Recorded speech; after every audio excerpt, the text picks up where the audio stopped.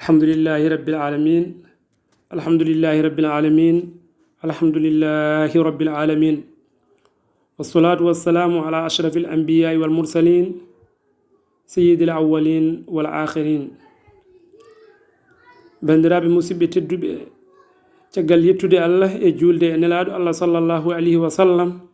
ko wiide weleede Allah e barkeeji Allah e moƴƴereeji mum yo duuma e ceerno men Seydi Cheikh Ahmed Tidiane radiyallahu ta'ala anhu wona e ɓesgu makko wona e almuɓe makko wona e muqaddameɓe makko benndiraaɓe musidɓe tedduɓe caggal ɗum so ɓenni caggal yettude Allah e juulde e nelaaɗo Allah sallallahu alayhi wa sallam ko yidde haalde seeɗa e ɓure ceerno men ceerno Abdoul Aziz eɗen nganndi ɓure makko kaaldotaako geɗe ɗe Allah rokkimo ɗe ɗum Allah taganaani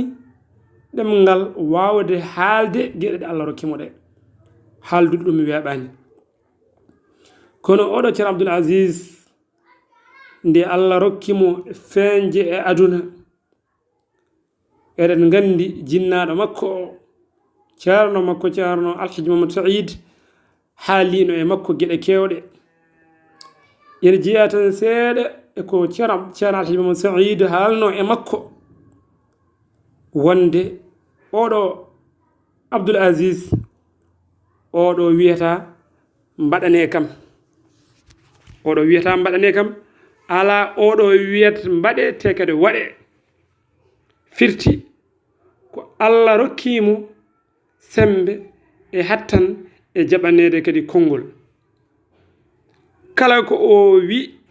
ko ɗum woni ko watte Allah rokkimo ɗum kono wona toon paaɗen bandiraɓe musidɓe tedduɓe eɗen nganndi oɗo ceerno Abdoul Aziz kala guurdunoɗo e makko ene andi ene seedi to mum wonde Allah wonko rokkimo wonko kadi ko Allah waɗanimo kono kadi kala mo andano kadi andi oɗo saaha ko Allah waɗanimo ko ƴeewa tan oɗo ceerno Abdoul Aziz darde makko yimɓe fof ene nganndi sabu neɗɗo omo wuura duuɓi temedere taw duuɓi temedere ndi hay hunde ala hen ko golle ko ene wawa simtede caggal makko nde tawno anduɓe namdanoma holko woni ɓeydanede balɗe sabu ene waɗi sababuji ene wiye sa waɗi ɗiɗo sababuji ma addane juutde balɗe beele wona neɗɗo ko dottannano ko beele wona ɗum tan o wuurata te ene waɗi sababuji ene wiye so tawi neɗɗo waɗi ɗum ma addan ɗum ɓeydanede balɗe on ganno goto namdanno ɗum kono o jaabi o wi ko woni ɓeydanede balɗe ko gurnam makko ɗam gurnam ɗam waɗe barke holko woni gurnam ɗam waɗe barke so tawi hoddirama o wurata ko duuɓi nogas walla ko duuɓi capanɗe joyyi walla ko duuɓi capanɗe jeegom e nder ɗiɗon duuɓi capanɗe jeegom ɗi o wuuri o gollaɗe hen golle ɗe ganduɗa gurnoɗo duuɓi temedere e ko fawi wawano gollude ɗen golle e nder duuɓi makko capanɗe jeegom ɗi o golla hen golle ɗe ganduɗa guurɗo duuɓi temedere taw wawa gollude hono ɗeɗon golle firti wadde ko gurnam ɗam waɗete barke kanko noon Allah rokkimo gurnam makko ɗam gurnam ɗam ko gurnam mbaɗaɗam barke ko duuɓi capanɗe jeeɗiɗi Allah rokkimo kono e nder ɗiɗon duuɓi capanɗe jeeɗiɗi sa simtanama golle makko ɗe o golli mbiyata wona duuɓi capanɗe jeeɗiɗi wuuri mbiyata o wuuri ko duuɓi temedere ndeke moni pop ene yiɗi ɗum wadde wona wuurde duuɓi temedde sohla ala sohla ko fodde ko guurɗa ko golla hen golle ɗe ganduɗa ɗe ene mbawa simtede caggal maɗa kanko Allah rokkimo ɗum gurnam ɗam ko gurnam mbaɗɗam barke ene jeeya kadi e ko Allah rokki oɗo jeeyaɗo Allah ceerno Abdoul Aziz ƴeewa aduna o pop no fotiri ni ala ko Allah teddini ala wuro ngo Allah teddini ha foti e Makkatal Mukarrama ala wuro ngo Allah hormi ala wuro ngo Allah mawnini ha foti e Makkatal Mukarrama ƴeewa annabi sallallahu alayhi wa sallam jammaji makko pop ɓuri teddude ko jamma mo ganduɗa laylatul isra'i wal mi'raji goni jamma mo o yiidoyno e Allah tabaraka wa taala beele Allah wawana accude haw yaha madinatul munawwara feññinanam toon jamma laylatul isra'i wal mi'raji kono ala Allah jamma laylatul isra'i wal mi'raji feññinanimo ɗum ko e nder makkatal mukarrama mbiyen hayso ko ɗo tan jondini ɗen e ɓure ɗe Allah waɗi e makka ɗum ɗo tan yoni wasu e nder makkatal mukarrama wonde ɗum ummul qura kono tawede suudu kaaba e muɗum tawede nelaɗo Allah sallallahu alaihi wasallam jibina ko e muɗum ɗum ɗo tan yoni teddungal wuro makkatal mukarrama kono ƴeewa oɗo ceerno Abdoul Aziz bandiraɓe koto makko ɗo gonnoɗen e ɓure ɗe Allah rokkimo Allah tami ruhu makko tedduɗo o ko e nder ngoɗo wuro ngo Allah ɓuri horsinde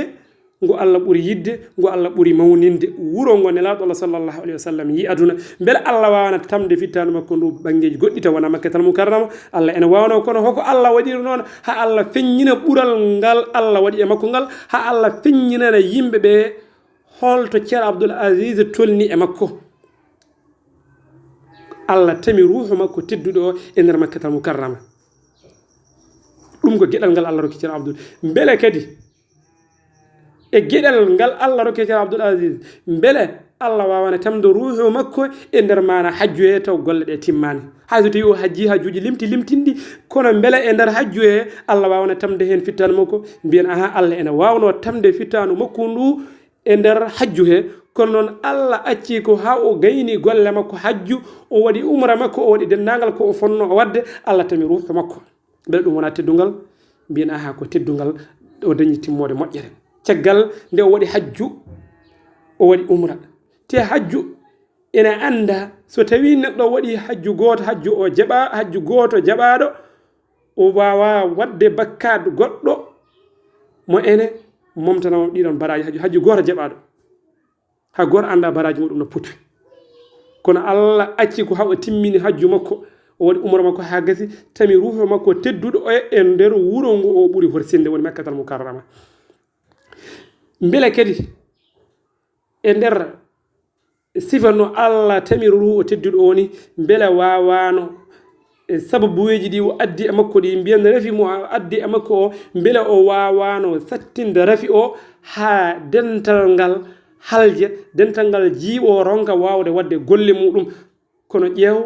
hay goto o tampinani hay goto o tampinani ko rafi tan mana koyfuɗo hay goto tinani ha wiya ngare ceerno men ruttima hawri e joomum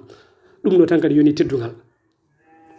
beele kadi yonani teddugal bandiraɓe tedduɓe sifa no o timmirini sifa no o yarini beele ɗum ɗo kadi yonani teddugal beele ɗum ɗo wona maale malu caggal nde o yoɓi waktuji makko ha o gayni bandiraɓe musidɓe tedduɓe gondunoɗo e makko settima ina wayno ha ɓooyi fi janngude yasin wol qur'ani hakimi innaka la min al mursalina ala sirat al mustaqim tanzil al aziz ar rahim ɗon o tati kanko o jogi janngugol yasin go kanko docteur o continue waaw mo jogi a yasin o saadi e gasini wi omo yiɗi lelaade o wertanimo mbaggi o e sajjade nde o leli heen o afrinimo mbaggi o fof tamit ɗonne kadi waxatna yim alɗi kadi o yimni o woodi haalaji goɗɗi o haalanimo waxna ɗimom waɗi ɗum ne jeynoɗo haalata o haalani ɗum waaw e liggi tegude almumen ko fayi heen tan woni jelna wolo kanko o ƴetti junngo makko ko bila commence o fawi e hoore he mo ɓooto haa yetti koyɗe waaw mo janngat o rutti e hoore he way jeeha yasin ɗo ɓen yasinde tawimaɗani on ƴeewen gueɗal ngal Allah waɗanimo ƴeewan nelaɗo Allah sallallahu alaihi wasallam o wino janga nde yasin e mayɓe mawɗon won wiɓe ala ko sa ari e neɗɗo mo ganduɗa ena wadda e wonki suwa timmude janganmo yasin kono ƴeewa kanko jangani hoore makko suratu yasin bandiraɓe musidɓe tedduɓe ɓel ɗum ɗo wona kawis ko kanko jangani hoore makko suratu yasin haw yetti tanzilu azizir rahim. Allah ene wawno wadde gondunoɗo e makko one kadi taw wona gando, kono kadi hay sinno ko gando Allah wasa longinde ɗum yo timmitina suratu o, kono on kadi Allah waɗi ɗum ko gando, Allah longini ɗum kadi yo timmitinanmo suratu yasin o, on jokkiɗo suratu yasin o. nden ɗum ɗo wona dokkal. wadde mbiyen ɓureɗe Allah rokki oɗo ceernajo hay goto wawa ɗum haltude. o dañi gueɗal gongal kadi ngal weeɓani. ɗum ɗo fof noon ko ha Allah holla ewa jiyaɓe muɗum ɓe oɗo jiyaɗo makko omo teddini ɗum, oɗo jiyaɗo makko omo mawnini ɗum, oɗo jiyaɗo makko omo jeeɓi ɗum. saabu ɗum ɗo holliri ko Allah ene jeɓɓimo, Allah ene teddinimo, Allah ene mawnimo. so Allah jaɓano mo teddinanimo mawninanimo waɗantamo ɗeɗo gueɗe.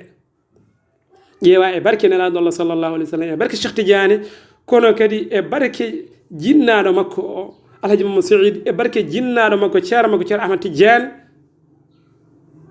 nde o timmi toon to Makkatal Mukarrama, e himme jinnaɗo makko ceerno Ahmad Tidiane, himme muɗum yo artire ɗo e Sénégal. beele ɗum ene weeɓi.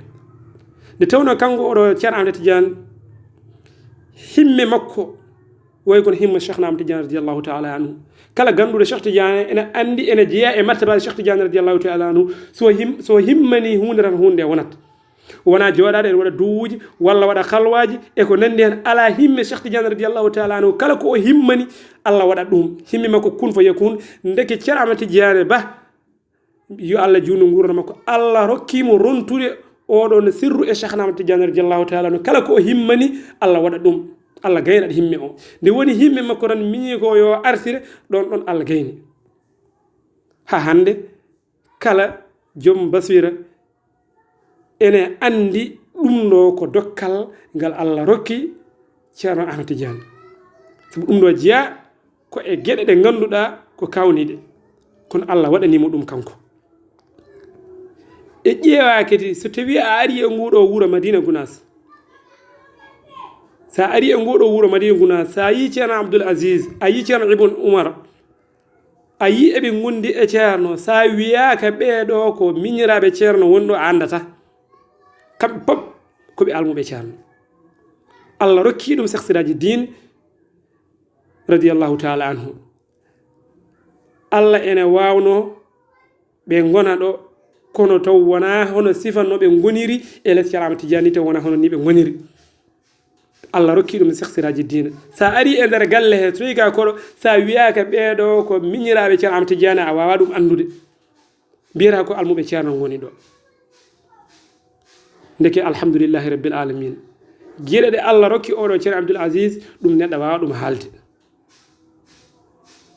mbiyaten tan enen ko yo Allah rokku en e barkeji mabɓe, yo Allah hokku en hono ko rokkiɓe ko, kono kadi enen gandi weeɓani.